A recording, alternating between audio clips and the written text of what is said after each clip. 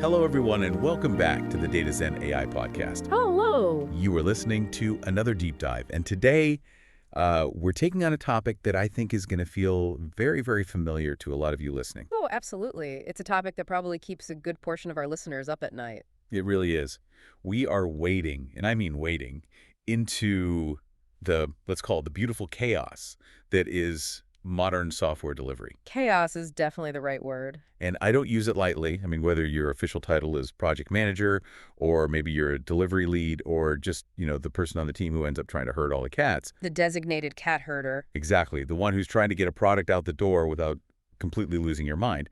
You know the reality. It's these incredibly fast-paced timelines. Always shrinking. Always. Yeah. It's data coming at you from every direction.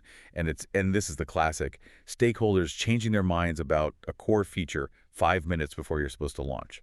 5 minutes is generous. Sometimes it feels like it's 5 minutes after you launch. Right. It's chaos. And the big question we're trying to answer today, based on this huge stack of research you brought in, is a simple one. Can AI actually help manage this chaos? And that's the key word, isn't it? Manage. Not just, automate a tiny piece of it. Exactly. Huh. I'm not talking about just automating a JIRA ticket notification. I mean, can AI become a central collaborator? Can it really be a teammate that helps us stop drowning in all the administration that comes with building software? That is the core question we're trying to unpack. I think we're finally moving past the simple buzzword of automation, and we're looking at something more like augmentation. Augmentation, I like that. Yeah.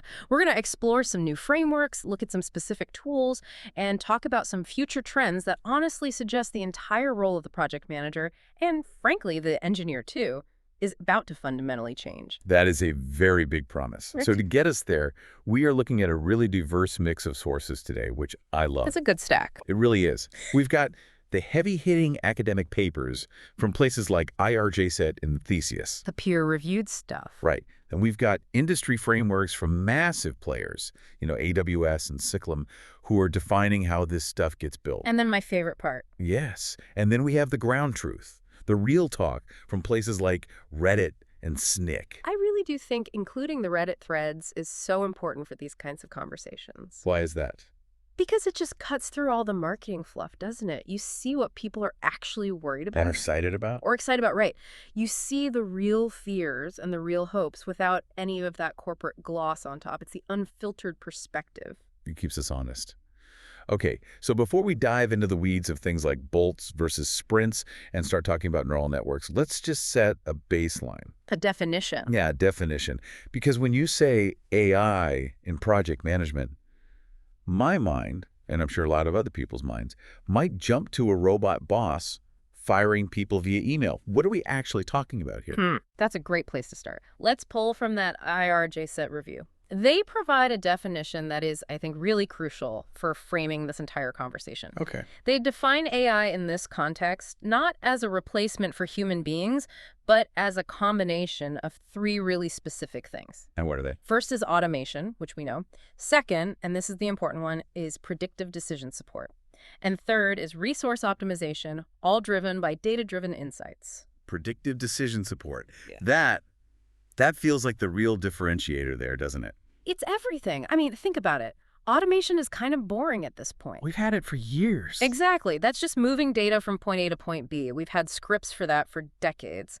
But predictive support is completely different. That's the AI looking at your entire project history. The whole thing. The whole thing. And saying, hey, listen, based on the last 10 times your team tried to build this specific type of API, you were, on average, 3 weeks late. The probability that you're going to be late again is extremely high. Which is something that a veteran PM might sort of feel in their gut, right? You get that sinking feeling in your stomach about a certain feature. You get the feeling, but you don't have the proof. The AI has the empirical evidence. It changes the conversation. Completely. It moves it from, I have a bad feeling about this feature, to the data shows a 90% probability of a 3-week delay if we proceed as planned. That is a very, very different conversation to have with a stakeholder or a client. A much harder conversation to argue with, I'd imagine. You can't argue with the numbers. Okay, so that's our working definition. It's about data-driven prediction, not just automation. So let's unpack the problem we're trying to solve. Yeah. Because, the old saying, if it ain't broke, don't fix it. Right. But According to these sources, especially that big report from Seklum, the current way we do things, the standard software development lifecycle, the SDLC, it's kind of broke. Yeah. Cyclum does not pull any punches here. They are very direct. They describe legacy SDLC principles. And frankly, this includes even standard agile, which we all think of as the modern way, The default, yeah. as being slow, rigid, and fragmented. Fragmented is the word that really sticks with me from their report. You can walk into almost any organization, big or small, and you see it. Oh, it's everywhere. You've got the design team over in one silo living in Figma. The developers are in their own world in VS Code. The QA team is somewhere else entirely. And the poor PM is stuck in the middle, scrambling, trying to translate between all of them. And that translation layer, that human glue, is the bottleneck. That's what the Cyclum source calls the human bottleneck. So it's the PM themselves that's the problem. Not the person, but the role they're forced to play. I mean, think about a typical project manager's day. If you were to actually audit their time minute by minute, how much of it is spent on genuine strategic problem solving, on actual innovation? Very, very little. Most of it is spent just chasing people down. Hey, did you do this thing? What's the status of that ticket? Can you update the board? They're spending their days on rituals, planning poker, which is just a fancy way of guessing. And it takes forever. It takes forever. Stand-up meetings that are supposed to be 15 minutes, but they run for 45 and turn into a social hour. Every single day. Manually updating ticket status is literally just moving a digital card from column A to column B on a Kanban board. We are spending this incredibly valuable, creative human intellect on administrative maintenance. It really is the keeping the lights on work versus the building the actual house work. That's a perfect way to put it. And this is where Cyclum introduces an analogy that I think frames this whole transition beautifully. They talk about shifting the role of both the engineer and the PM from being violinists to being conductors. Okay, I saw that in the notes, and I love that image, but break it down for us. Because usually when I think of a conductor, I think of someone just waving a stick while everyone else is doing the hard work. Well, in a way, that's not entirely wrong. But think about what that really means. Traditionally, a software developer or a PM is a violinist in the orchestra. Right. They are manually playing every single note. They are writing every line of code by hand. They are manually updating every single cell in that project spreadsheet. The focus is entirely on the how. How do I implement this function? How do I format this status report? Precisely, the how. Now, what does the conductor do? The conductor orchestrates. The conductor doesn't play a single instrument. The conductor interprets the music, sets the tempo, and defines the overall vision. In this new AI-driven world, the human defines the what. What is the problem we're actually trying to solve? What are the business goals? What are the guardrails? Yes, what is the outcome we need? The AI agents, they become the musicians. They're the ones playing the notes, generating the boilerplate code, running the thousands of test suites, drafting the schedule, updating the progress charts. So you're moving up a level of abstraction. You're not focused on the grunt work anymore. You're focused on managing the system that does the work. Exactly. And that is a completely different mindset. It requires a different skill set, and it really requires a new framework. And that, I assume, leads us directly to that concept from AWS. It does. They call it the AI-driven development lifecycle, or, of course, AIDLC. AIDLC. We do love our acronyms in the tech industry, don't we? So how is this practically different from just, say, having a really, really good DevOps pipeline? It changes the fundamental phases of how a project even starts and runs. AWS breaks it down into these new phases like mob elaboration and mob construction. Mob elaboration. Honestly, that sounds like a chaotic meeting I would want to avoid at all costs. Yeah. Mob usually implies pitchforks and torches. It sounds chaotic, but it's actually meant to be incredibly structured and efficient. In the inception phase, or the beginning of a project, think about how it works now. A PM sits in a room alone, writes a bunch of user stories. Right, and then hands them off to the team where they're immediately misunderstood. And then you spend the next 2 weeks arguing about what a sentence meant. Exactly. In mob elaboration, the AI proposes the initial set of requirements and user stories based on the business intent you feed it. The mob, which is just the entire human team, the PM, the devs, the designer, their job is to validate and refine those proposals. So you're not writing from a blank page. You're editing. You're editing. And anyone who's ever had to write anything knows it is always, always easier and faster to edit something that exists than it is to create from a scary blank page. That's a huge psychological shift. It is. And then you move into the next phase, Mob construction. Again, instead of a tech-led whiteboarding and architecture for 3 days, While everyone else waits. the AI proposes the architecture. Maybe it even drafts the initial code structure and the API contracts. The humans then provide the technical clarification, the context, the course correction. It becomes a dialogue with the machine, not a dictation from one person. There was a specific term in that AWS source that really caught my eye. They want to completely get rid of the word sprints. Yes. This is a fascinating and, I think, very telling shift in thinking. They suggest replacing the word sprints with bolts. Bolts. I like it. It Mhm. sounds fast. It sounds energetic. It sounds like something is actually happening. That's exactly the point. A sprint, in classic Scrum terms, is usually a 2-week container, a fixed box of time, and your job is to cram as much work as you can into that box. Right. A bolt, as AWS defines it, is a much shorter, much more intense cycle of work. It's measured in hours or, at most, a few days. And why the change?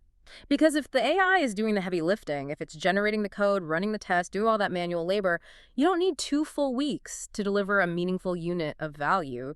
The cycle time shrinks dramatically. That makes perfect sense. If you remove the hours and hours of manual labor just typing out boilerplate code, the feedback loop can tighten from weeks down to hours. Right. And the benefits they list are, first, velocity, which is obvious. You're moving faster. Of course. But maybe more importantly, they talk about quality. Because you're building exactly what was intended. You're constantly validating in these super tight loops rather than waiting for the big sprint demo at the end of 2 weeks, only to realize you completely misunderstood the requirements on day 1. We have all been in that demo. It is not a fun meeting. It is the worst meeting. Okay, so that's the big picture framework. The shift to a conductor model, these new AI-driven life cycles. Yeah. But I want to get granular now. I want to walk through the life cycle step by step, starting from the very, very beginning. The left side of the SDLC? Exactly. The planning, the requirements, all the stuff that's supposed to happen before a single line of code is ever written. This is where projects usually die, honestly, before they even begin. You really think so? I do. Right. If you get the requirements wrong, it doesn't matter how fast your developers are or how brilliant your code is, you're just building the wrong thing faster.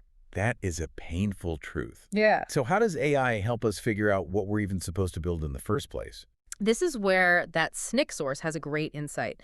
They talk about a concept called automated requirement extraction. Requirement extraction. It sounds like a painful dental procedure. It's a lot less painful, I promise you. Imagine this scenario. You have your official backlog in Jira, right, with all your user stories. Yep. But you also have thousands of emails from stakeholders. You have endless Slack threads. You have customer support tickets. You have documentation from previous similar projects. It's a sea of information. It's an ocean. A human PM tries their best to synthesize all of that, but they can't. They miss things. They have cognitive biases. They only remember the angry email they got yesterday. But they forget the critical technical spec that was sent 6 months ago. Or they just plain forget. We're human. Our memory is fallible. SNCC discusses using NLP natural language processing to analyze all of that unstructured text. So it reads everything. It reads everything. The AI can then identify gaps and, more importantly, contradictions. It can flag something like, hey, this new user story about a simple login page directly contradicts this email from the security team last week that mandated 2-factor authentication for all new features. Oh, wow. Yeah. Catching that kind of conflict before a single line of code is written, that's not just saving hours, that's saving weeks of rework. Weeks of rework and endless painful meetings where people are pointing fingers at each other. In there. We all have. And it can also help clear the backlog. We all have that, backlog of shame. The icebox. Yeah. Where good ideas go to die a slow, quiet death. Yes, the tickets that have been sitting there for 2 years and no one remembers why they were created. The AI can use predictive analytics to help prioritize that backlog. It stops being about which stakeholder is shouting the loudest in the planning meeting. And it starts being about what the data suggests will actually provide the most business value or reduce the most technical risk. It becomes objective. It injects objectivity into a process that is often deeply political and emotional. Okay, so the AI has helped us figure out what we're building. Now comes the part that every project manager, every developer, every human being in the room absolutely hates. Estimation. Estimation. How long will this take? And everyone just looks at each other and pulls a number out of thin air. 5 story points. The guesstimation game. This is where the academic research gets really, really compelling. There's that comprehensive review from the arcs of source that actually put different methods for estimating software effort to the test head to head. And what did they find? Please tell me there's a better way than planning poker. There is a much better way. They compared traditional statistical methods, things like simple linear regression or support vector machines, against just pure expert judgment. The gut feel method. The gut feel method, and they pitted all of that against artificial neural networks, specifically a model using a technique called backpropagation. Okay, hold on. You just dropped a lot of jargon there. Artificial neural networks with backpropagation. You're going to have to translate that into plain English for us. We aren't all data scientists here. Fair enough. Let's break it down. Think of it like a system that mimics a brain, and it learns from its mistakes. A standard, simple model looks for a straight-line relationship. If a project is big, it takes a long time. Which seems logical. It seems logical, but software development is never linear. It's messy, it's complex. An artificial neural network, or ANN, takes in a ton of different variables, not just size. It looks at team experience, the complexity of the tech stack, historical performance on similar tasks, even the time of year. It processes all that through layers of what they call neurons. Right. And the backpropagation part, that's the learning mechanism. How does it learn? When the network makes a guess, let's say it predicts this feature will take 100 hours, and the actual result when the work is done is 120 hours, it made an error. An error of 20 hours. Right. It's miles ahead of the gut feel method, which studies have shown is often wrong by 50% or even 100%. It moves estimation from being a dark art into being a data-driven science. And that leads us right into the next step, which is sprint planning, or I guess bolt planning now. We have to get used to the new term. If we know what to build and we have a much better idea of how long it will take, how do we actually slot that work into a cycle? There was a tool mentioned in that archive source, Retro AI ++O. Yes, Retro AI ++O. I just love the name. It sounds like an upgrade you'd find in a video game. It really does. Level up your retrospective. But it's actually for the planning phase. And one of the coolest features they prototyped in that paper was automated dependency detection. Dependency hell, the eternal nightmare of every software team. I can't finish my task B because your task A isn't done yet. Exactly. And when you're looking at a backlog with 50 or 100 tickets, humans are just terrible at spotting all of those intricate dependencies. Our brains aren't wired for it. You just miss them. You miss them. Retro AI ++ uses algorithms to scan the entire plan and flag this logic immediately. It prevents you from doing something that happens all the time. Which is what? Prioritizing task B as high priority when it's completely blocked by task A, which someone has marked as low priority. The system says, error. This is illogical. You cannot do this. That seems so simple and so obvious, but how often does that exact scenario happen in real life? You get to day 8 of a 2-week sprint and someone finally realizes they're blocked. It happens constantly. It's one of the primary drivers of failed sprints. And the impact of fixing it is real.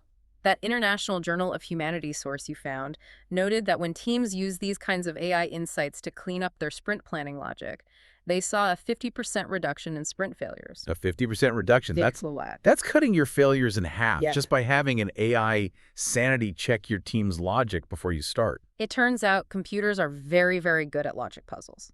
Humans get tired, we get distracted, we have biases. The computer doesn't. Okay, so that's the planning side, the left side of the SDLC. We've used AI to figure out what to build, how long it will take, and in what order to do it. But then the sprint starts, or the bolt starts. And this is where reality hits you in the face. This is where it all goes wrong. People get sick, servers crash, the CEO has a brilliant new idea at 3 a.m. Let's talk about the right side of the SDLC, the execution, the delivery, the chaos. This is where a concept like dynamic resource allocation comes into play. This was highlighted really well in the Dart AI source. I loved the scenario they painted here. Yeah. It felt very Minority Report for project management. It's what I call the Tetris effect. Yeah. Imagine this. It's 9:00 a.m. on a Tuesday. You get an alert that your lead back-end developer is out sick for the rest of the week. Okay, immediate panic ensues. The whole plan is ruined. Usually, yes. A human PM would spend the entire morning scrambling, moving meetings, emailing people, try and figure out who can pick up the slack. The whole team loses momentum. Total chaos. But in this AI-driven scenario they describe, by 9:05 a.m., the AI has already analyzed the skill sets of every available team member. It's cross-referenced that with the priorities in the current backlog, and it's recommended a complete reallocation plan. So it says what? It says, move Sarah from the documentation task to the critical API task because her skills profile is a 95% match. Pause the low-priority refactoring project, reschedule the team meeting, all of it. By 9:45 a.m., you've reviewed and approved the plan, and everyone is back to work on their new assignments. It's playing Tetris with your team's skills and tasks in real time. Exactly. And it's something a human just can't do that fast. We Yeah. can't keep the entire skills matrix of the organization and the entire project dependency graph in our heads at the same time. The AI can. It turns what would have been a day-long crisis into a minor 15-minute adjustment. That's incredible. Now, there was another aspect of execution in the sources that felt a little softer, a bit more human, ironically. That was the mood tracking from the Theseus source. Ah, yes. Sentiment analysis. This is a tricky one. This is where I started to get a little bit of a Big Brother vibe, I have to admit. Analyzing team chat logs to see if people are stressed, it feels invasive. It is an incredibly delicate balance, and we absolutely have to talk about the privacy implications later. It's a huge concern, but the potential utility is undeniable. So what's the argument for it? The Theseus paper discusses using NLP to scan public team channels, and I want to stress, not private DMs, this is about public project channels, to detect patterns. Patterns of what? Patterns of stress, of miscommunication, or what they call delivery bottlenecks that are caused by people, not technology. So it's noticing that everyone in the hashtag feature login channel is using angry emojis or writing in really short, terse sentences. Or even just detecting confusion. If the AI sees the same question about a requirement being asked 5 times in 5 different ways by 5 different people, it can flag that to the PM. It can say, hey, nobody on your team understands the requirements for this feature. You have a communication breakdown. That is actually really valuable, because usually you don't find that out until a retrospective meeting 2 weeks later after the feature has already been built wrong. Right. It allows the PM to intervene and clarify before the explosion happens. It's like emotional predictive maintenance for your team. Emotional predictive maintenance. Yeah. I am definitely stealing that phrase. Okay, what about the code itself? We're building, we're dynamically allocated, we're hopefully not too stressed thanks to our AI therapist. What about the quality? What about testing? This is where Snick talks about shifting left with AI. Now, we've all heard the phrase shift left for years. It just means doing testing earlier in the process. It's a great idea in theory, but hard in practice. It's hard because it's time-consuming, but AI makes it practical. How so? Well, for one, writing good test cases is tedious, boring work. So humans tend to only test the happy path, the way the software should work, if the user does everything perfectly. We forget all the weird edge cases. We always forget the weird edge cases. AI is fantastic at generating test cases for all the weird stuff. What happens if the user enters a negative number into the age field while simultaneously losing their internet connection and inputting an emoji? The kind of stuff that actually breaks the app in production and gets you a 1-star review. That's the stuff. Mm-hmm. And Snick also mentions automated refactoring and tools like their own Snick Agent Fix. This is wild. It finds a vulnerability in the code, say, a security flaw, and it doesn't just flag it for a developer to fix later. It fixes it. It proposes the fix in real time as the code is being written. So as I'm typing my code, the AI is literally cleaning up my security mistakes behind me. Essentially, yes. It's like having a senior security engineer constantly peering over your shoulder and quietly fixing your typos, but for critical security vulnerabilities. It's a huge game changer for quality and security. It has to be. And then finally, the part of the job that makes every single project manager I've ever met want to cry. The drudgery. The reporting. The weekly status reports. Is this project on track? What's the risk level? Give me the updated timeline. Generative AI is basically solving this today.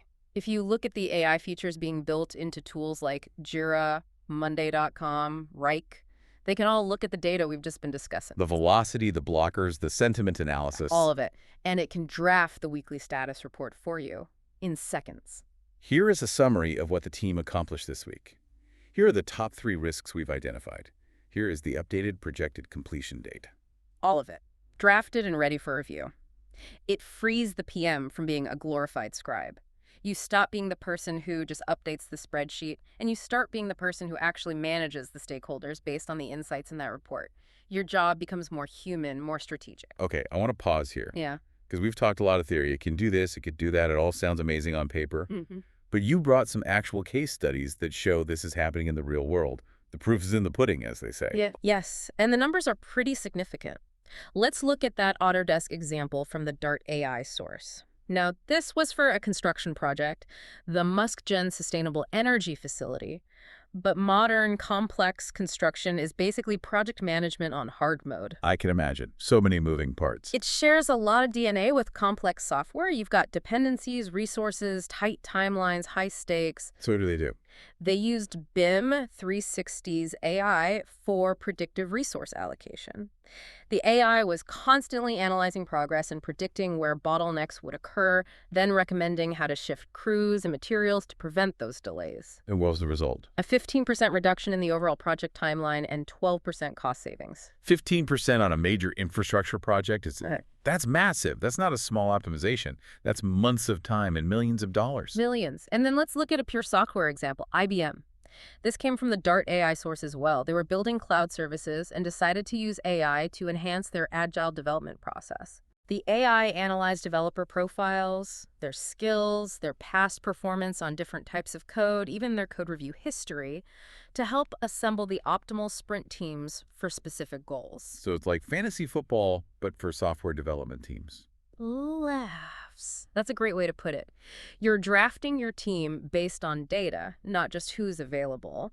And the results were a 30% increase in their sprint completion rate. 30%. That means they were actually finishing what they said they were going to finish a third more often. Which is the holy grail of agile development, right? Actually delivering on your commitments. And as a side effect, they saw a 25% reduction in the time spent on code reviews. Why would that be?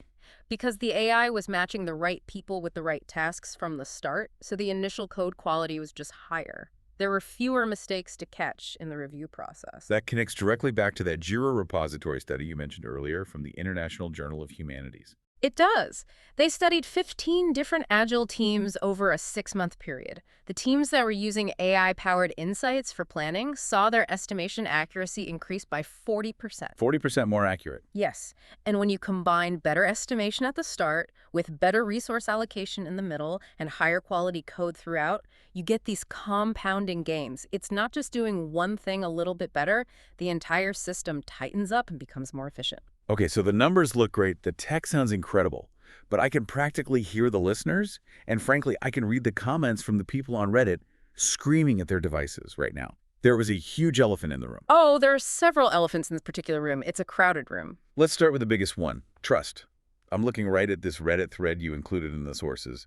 One user asks, plain as day, who is going to take orders from an AI? It's the most valid question in this entire discussion. The term that comes up again and again in the academic papers in both Theseus and IRJSET is cultural resistance. It's a human problem, not a tech problem. Exactly. If an algorithm tells a senior developer with 20 years of experience, hey, you should work on this bug today, and that developer's gut tells them to work on a different feature, who wins that argument? The developer's going to say, I've been doing this for 2 decades. This machine doesn't know the business context. It doesn't know the client is about to call. Precisely. This is what's known as the black box problem. If the AI just spits out a recommendation, do X, but it can't explain why it's recommending X, nobody is going to trust it. It feels arbitrary and dictatorial. So how do you fix that? This is why the IRJSET paper places so much emphasis on the need for explainable AI, or XAI. I saw those acronyms in there, things like ESHAPE or LIME. Yeah, those are specific techniques, but the principle is simple. The AI needs to show its work. It can't just be a black box. So it can't just say, work on this bug. No. It needs to say, I recommend you work on this bug because it is currently blocking 3 other critical tasks. It has a 75% probability of impacting the customer-facing checkout process, and your profile shows you have the highest success rate in this specific part of the code base. Ah, okay. So it's not an order anymore. It's a reasoned argument backed by data. And reasoning builds trust. Orders from a machine just breed resentment. Okay, that makes sense. Elephant number 2, privacy. The Theseus source had a staggering statistic. 60% of executives they surveyed cited data security as their #1 concern with implementing AI. And they are absolutely right to be concerned. We talked earlier about how SNCC's tools can find vulnerabilities, but the flip side is that SNCC also warns about the risk of secret leakage from AI models. Which sounds like a problem from a spy movie. Secret leakage. It's a very real problem. It's when an AI model is being trained on a massive data set that might include private code repositories. And then when it's generating new code for you, it accidentally includes a real API key or a database password that it learned from that training data. Oh, that's a nightmare scenario. You've just leaked your credentials into your new code. Or an even simpler scenario. You take a chunk of your company's proprietary source code and you paste it into a public AI model to ask it to summarize or refactor it for you. And now that public model knows your trade secrets. Exactly. You've just given away the keys to the kingdom.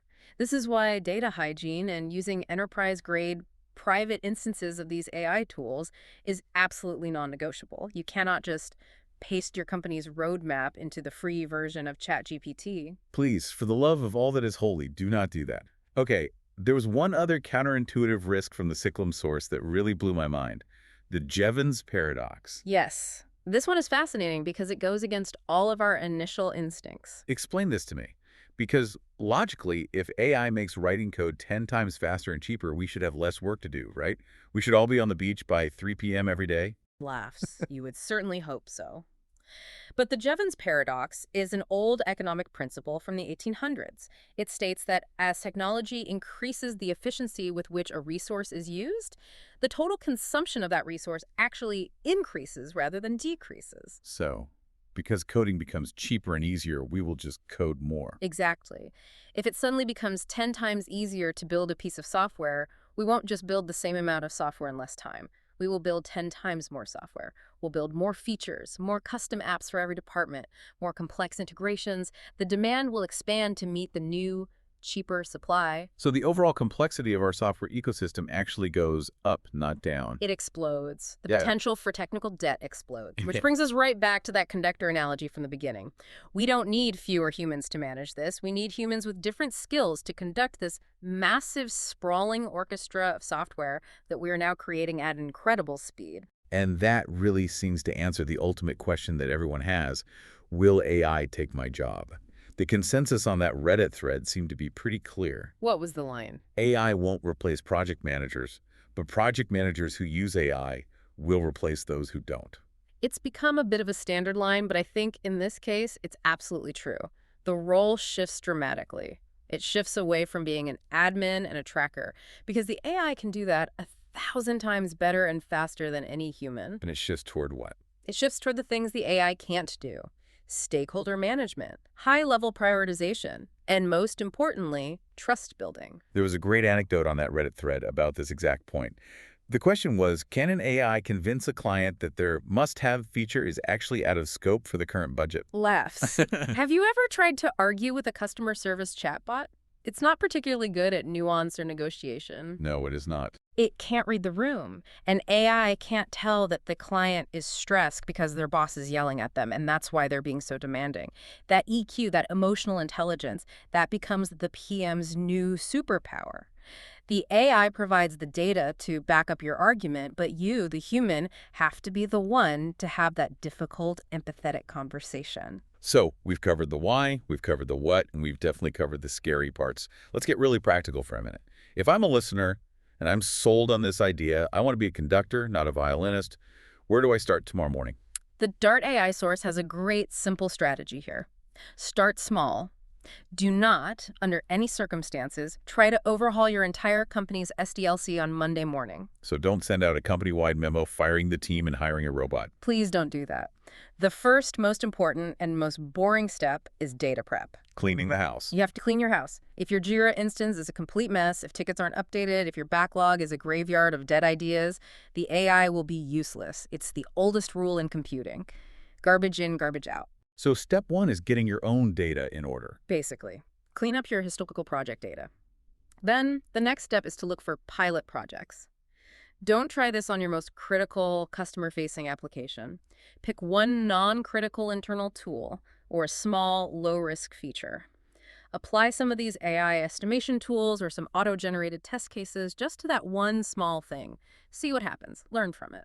And the advice was also to use the tools you probably already have, right? Yes, absolutely. You don't need to go out and build a custom AI agent from scratch on day one. If you're using Jira, it has smart predictions built in. If you use Trello or Asana, they're rolling out AI features. Turn them on, see if they provide any value. Get comfortable with the AI as an assistant before you try to promote it to a manager. And on the flip side, what should we be careful not to automate? We talked about high-stakes negotiation. That's number one. Anything involving high-stakes stakeholder negotiation. Number two is ethical decision-making. And this was a huge theme in both the IRJSET paper and the Reddit discussions. If a decision could impact people's livelihoods, their privacy, or has a significant ethical component, a human needs to be the one to make the final call and sign off on it. And the third thing? Team motivation and EQ. An AI can track the team's mood, but it can't buy the team pizza after a tough week or give a genuine, heartfelt pep talk before a major launch. Good job on that last deployment, Human Unit 42. Yeah, it doesn't quite land the same way. Not quite the same motivational impact, no. So before we wrap this up, let's look into the crystal ball for a moment. What did the sources say about future trends? Siklum mentioned something they call the U-shaped productivity curve. What should managers expect? This is a really important warning for any leaders listening. When you first adopt these powerful new tools and workflows, your team's productivity will most likely dip. It will go down at first. That's the bottom of the U. Why is that? Because people are learning. You're adjusting your workflows. You're cleaning up that data we talked about. You're building trust in the system. It's a period of adjustment.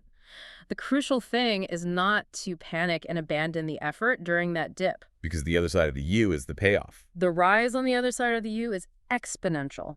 Once it clicks, the productivity gains can be massive. But you have to get through the initial trough. And what about this concept of an agentic SDLC? That sounds very futuristic. That's the next frontier.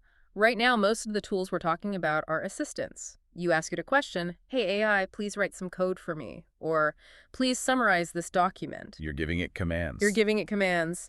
Agentic means the AI has agency. It can act on its own within guardrails. It sees a new bug reported. It writes the test case to replicate the bug. It writes the code to fix the bug. It runs the tests. And if they pass, it deploys the fix to a staging environment, potentially without you ever asking it to. So it becomes a violinist and the section leader in the orchestra. And you are now squarely on the podium, conducting the entire symphony, making sure all the sections are playing in harmony. It's a brave new world. It really is. It is. All right, let's try and summarize this huge conversation. AI in project management is not about replacing humans or getting fired. It's about becoming a conductor. Right. It's about orchestrating intelligent agents. It's about shifting our mindset from long, two-week sprints to short, intense bolts of focused work. And it's about using data to finally kill the guesstimate and make decisions based on evidence, not just gut feeling. But ultimately, it's about freeing yourself from the administrative drudgery so you can actually do the human parts of the job. Manage the project, lead the team, and talk to the stakeholders, not just update the paperwork. Exactly. I want to leave our listeners with a final provocative thought that you mentioned to me in our pre-show notes. It was about this idea of organizational readiness. Yes. This is the question I think everyone should leave with. It's not about whether you can afford to buy the AI tool. It's about whether your company culture can handle radical transparency. What do you mean by that? AI reveals the truth relentlessly. If your internal processes are broken, the AI will show you exactly how and where they're broken in high definition with charts and graphs. The question is, if the AI proves with data that your deadlines are impossible or that your backlog is a chaotic mess, are you, as an organization, actually ready to fix those underlying problems? Or do you just want to keep pretending everything is fine? Or do you just want to keep pretending? That's the real test. Oof, that hits hard. Because that kind of transparency can be terrifying for a lot of organizations. It is, but at the end of the day, it's the only real way to get better. Well, on that very challenging note, thank you all for listening to this deep dive into AI-driven project management. We hope you feel a little more equipped to be a conductor and maybe a little less like a tired, overworked violinist. Indeed. It's an exciting time. If you want to see the full stack of papers we discussed, the frameworks from AWS and Siklum, the tools we mentioned, you can find it all at our show notes page. Just visit datazen.top/podcast AI16. We have everything laid out there with links. And please, while you're there, hit that little heart icon under the article and leave us a comment.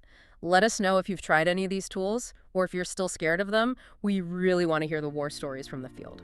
And of course, don't forget to subscribe on Spotify, Apple Podcasts, YouTube, wherever you get your deep dives. We will see you in the next one. Goodbye, everyone.